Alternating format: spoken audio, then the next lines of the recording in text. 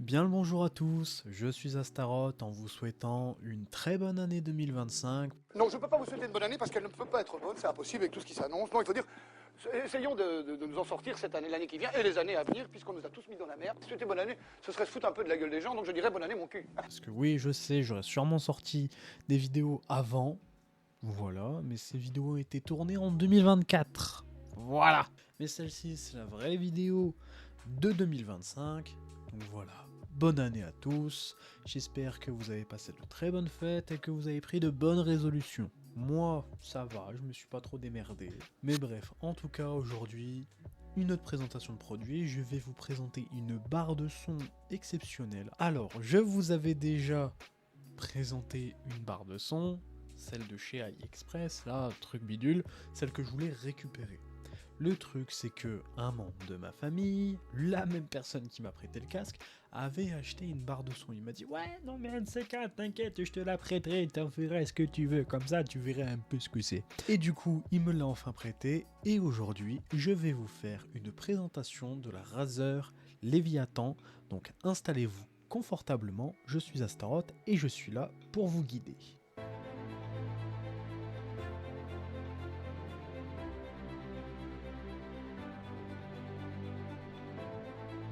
Donc, nous y voilà, la fameuse barre de son Leviathan V2 de chez Razer. Alors, sachez-le, déjà, Razer, j'aime beaucoup. En vrai, Razer, s'il vous plaît, envoyez-moi la Kyo Pro Ultra. Genre, vraiment, j'adore vos produits et tout. Quand vous voulez, on fait un partenariat. Je sais, j'ai 39 abonnés, mais soyez sympa quand même.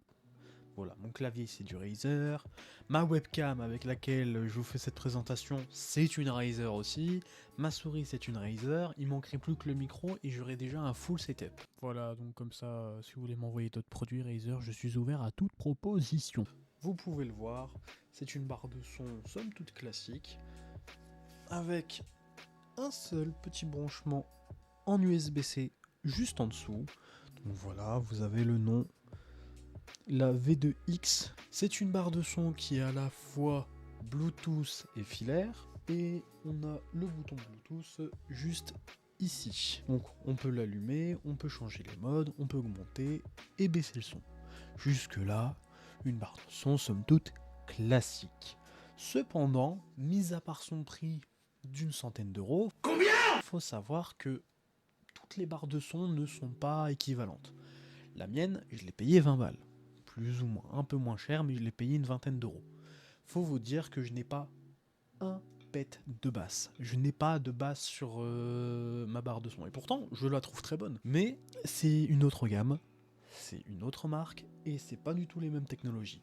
Sur Amazon et d'autres sites, généralement, vous allez retrouver celle-ci toute seule pour une centaine, 130 d'euros à peu près. Mais vous avez une autre version avec les caissons de basse. Sachez-le, si vraiment vous voulez une barre de son avec des caissons de basse, prenez un caisson de basse.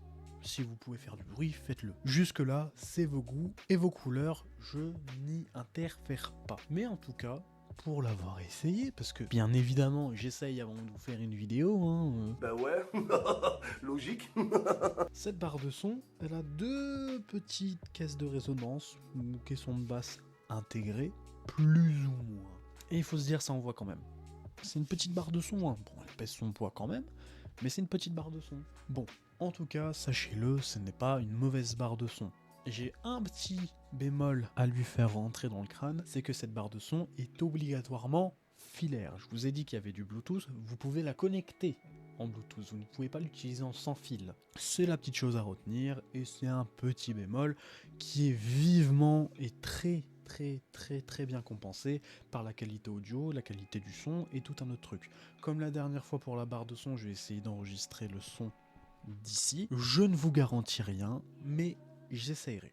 Le truc, c'est que quand on achète une barre de son, on sait jamais à quoi on va s'attendre, parce que quand on n'a pas l'habitude de tester ce genre de matériel, on ne peut pas savoir à l'avance avec quoi on va devoir se démerder. L'avantage de chez Razer, c'est que on a Razer Synapse et plein d'autres extensions de l'application, mais en tout cas Synapse, ça permet de régler beaucoup de choses directement sur tous leurs produits, que ce soit les claviers, les souris, les webcams, les microphones, les barres de son, les enceintes, tout, même les water cooling. Voilà, comme ça vous savez. Mais juste pour vous dire, avec Synapse, vous avez tellement de possibilités avec cette barre de son, que ce soit modifier les aigus, les graves, vous avez déjà des profils prédéfinis. Si vous voulez, je vous les mets juste après, comme ça vous saurez. Mais vous pouvez faire une multitude de choses en termes d'audio. Et franchement, pour moi, c'est ce qui certifie et c'est ce qui valide le prix de cette barre de son. Un peu plus de 100 euros. Si vous arrivez à la trouver moins chère, c'est tant mieux. Mais en tout cas, je comprends qu'elle vaut un peu plus d'une centaine d'euros et je ne la trouve pas excessivement chère. Quand on regarde à peu près les barres de son, c'est généralement pour des télés. Vous n'en avez pas énormément des grandes marques. Pour des petits setups ou même des grands setups, peu importe. Mais des trucs à mettre en dessous de l'écran, vous en avez très peu. Mon monteur a acheté une barre de son il n'y a pas très longtemps, une Keylive, il en est ravi. Moi j'ai récupéré mon ancienne, j'en suis ravi aussi. C'est juste pour avoir du son propre, même si c'est pas aussi propre qu'une Razer Leviathan du coup. Mais en tout cas, je peux certifier que c'est pas un produit de merde, c'est fait avec des bons matériaux.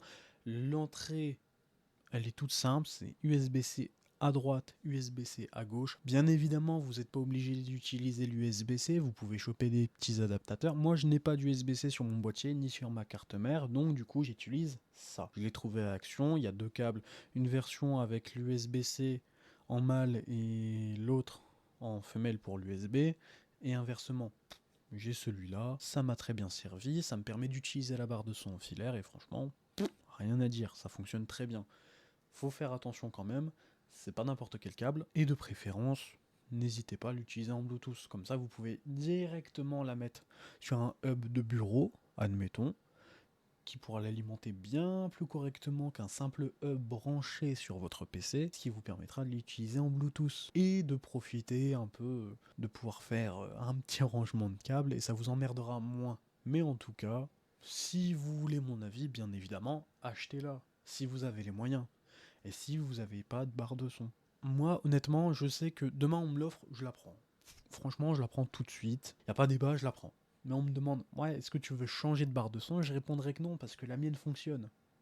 Et comme vous le savez, je suis partisan de faire des économies pour le principe que ça marche correctement. Et pas juste de dire, ouais, mais je peux avoir mieux, donc je vais changer. Demain, on me propose une 4090, je dis non.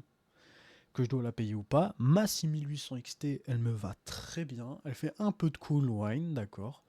Mais elle me va très bien et j'y apporte une importance parce que c'est ma première carte graphique. J'ai le deuxième PC là derrière, 5700 XT, ça tourne très bien aussi, mais voilà. Et je pense que si je devais changer une carte graphique, ce serait plus de ce PC là plutôt que du mien. Pareil pour la RAM, pareil pour le processeur, etc. Et j'ai pas besoin de changer quoi que ce soit dans mon setup. Bon, peut-être le water cooling parce qu'il fait plus aucune loupiote. C'est très bien, mais on en reste là, c'est terminé. Ça va très vite, hein. Pas commencer à jouer avec mes couilles, hein. Mais dans tous les cas, si je me débarrasse de mon water cooling, je le vends ou je le remets dans une autre config, comme ça mon water cooling actuel n'est pas perdu vu qu'il est quand même fonctionnel même s'il ne fait plus de lumière.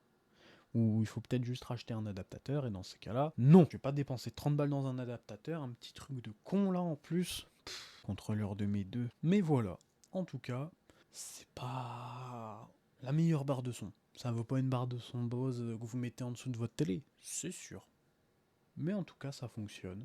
Ça a le mérite d'être très propre, d'être très clean. Ah, et petite chose, vous avez un petit liseré en dessous de la barre de son pour avoir un petit écho de couleur. Si jamais je vous mets un extrait juste après avec le test audio, du coup, pour vous faire la comparaison, comme ça, vous saurez. Mais voilà, n'hésitez pas à vous renseigner directement sur le site de chez Razer, de voir d'autres reviews plus approfondies que la mienne. La mienne, elle est vraiment très light, très peu. Mais voilà, n'hésitez pas. En tout cas, ça m'a fait plaisir de vous présenter ce genre de produit. Je sais, c'est un peu onéreux, mais en tout cas, ça vaut le coup. Là, clairement, c'est... Approved!